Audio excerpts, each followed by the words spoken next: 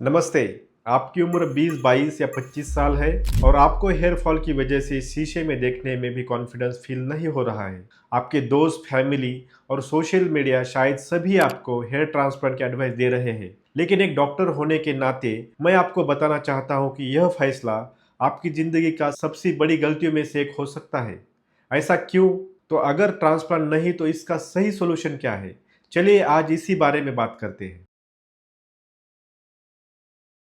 आपने शायद सोचा होगा कि हेयर ट्रांसप्लांट एक वन टाइम परमानेंट सॉल्यूशन है। एक बार कराया और सारी टेंशन खत्म। लेकिन सच्चाई ये है कि अगर हेयर ट्रांसप्लांट कम उम्र में कराया जाए तो हो सकता है कि आपको इसे बार बार करने की जरूरत पड़े।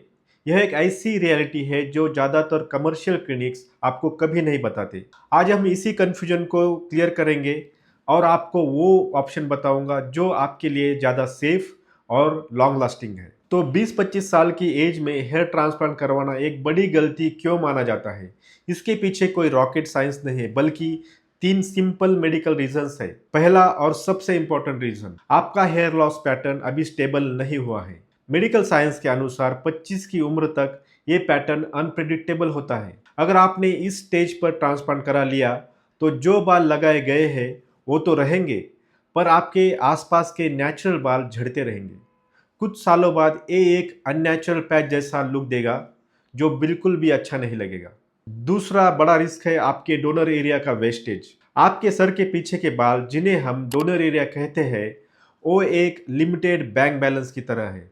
अगर आपने कम उम्र में ही इस बैलेंस का एक बड़ा हिस्सा यूज कर लिया और फ्यूचर में आपके सिर के बाकी हिस्सों के बाल भी झड़ गए तो दूसरे ट्रांसप्लांट के लिए आपके पास सफिशिएंट डोनर हेयर नहीं बचेंगे। एक अच्छा डॉक्टर हमेशा आपके फ्यूचर हेयर लॉस को ध्यान में रखकर ही प्लानिंग करता है।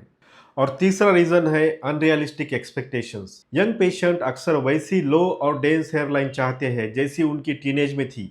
ये आज शायद अच्छी लगे, पर जब आप 35-40 के होंगे तो वही हेयरलाइन आपके फेस पर अननेचुरल और आर्टिफिशियल लगेगी। एक एक्सपीरियंस सर्जन हमेशा आपकी करंट एज को नहीं बल्कि फ्यूचर को ध्यान में रखकर एक मैच्योर हेयरलाइन डिजाइन करता है। तो अगर ट्रांसप्लांट सही रास्ता नहीं है तो फिर करना क्या चाहिए? गुड न्यूज़ यह है कि सर्जरी के अलावा भी बहुत इफेक्टिव मेडिकल ट्रीटमेंट्स अवेलेबल है, खासकर तब जब आपका हेयर फॉल अभी अर्ली स्टेज में है। सबसे पहले आती है एफडीए अप्रूव्ड दवाई मिनॉक्सिडिल और फिनेस्टेराइड। ये पैटर्न बाल्डनेस को कंट्रोल करने और बालों की थिकनेस को इम्प्रूव करने में साइंटिफिकली प्रूवन है। ये दवाई हेयर लॉस की प्रोसेस को स्लो डाउन करती है और कई केसेस में हेयर क्वालिटी को सिग्निफिकेंटली इम्प्रूव करती है। लेकिन मिनॉक्सिडिल और फिनेस्टेराइड के कुछ साइड इफेक्ट्स भी हैं।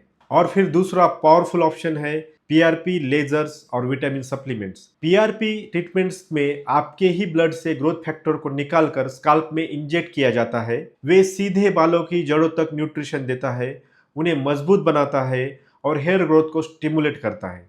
यंग एज में जब बालों की जड़ें मरी नहीं सिर्फ वीक हुई है तो ये थेरेपी एक्सलेंट रिजल्ट दे सकती है।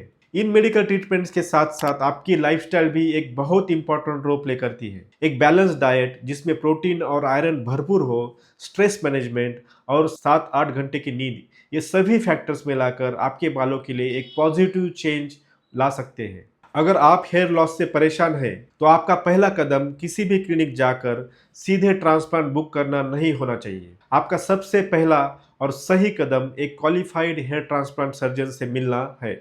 वो आपके हेयर लॉस को एग्जैक्ट कॉज डायग्नोस करेंगे और आपके लिए एक पर्सनलाइज्ड ट्रीटमेंट प्लान बनाएंगे जो आपकी एज, हेयर लॉस स्टेज और लाइफस्टाइल के अकॉर्डिंग होगा। हमारे क्लिनिक एलरियो में हम डायग्नोसिस को सबसे ज्यादा इंपॉर्टेंस देते हैं ताकि आपको सही और लॉन्ग टर्म सॉल्यूशन मिल सके। तो इस पूरी डिस्कशन का कंक्लूजन क्या है?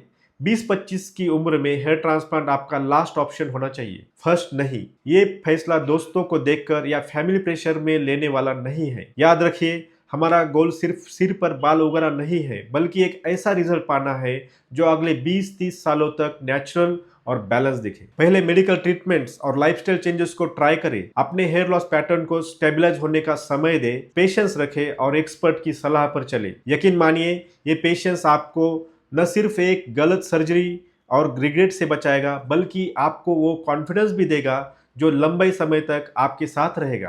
क्या आपका भी ऐसा ही कोई एक्सपीरियंस है या आप कोई सवाल पूछना चाहते हैं, नीचे कमेंट में हमसे शेयर करें। और ऐसी ही ऑनेस्ट और साइंटिफिक इंफॉर्मेशन के लिए हमारे चैनल को सब्सक्राइब करना न भूलें।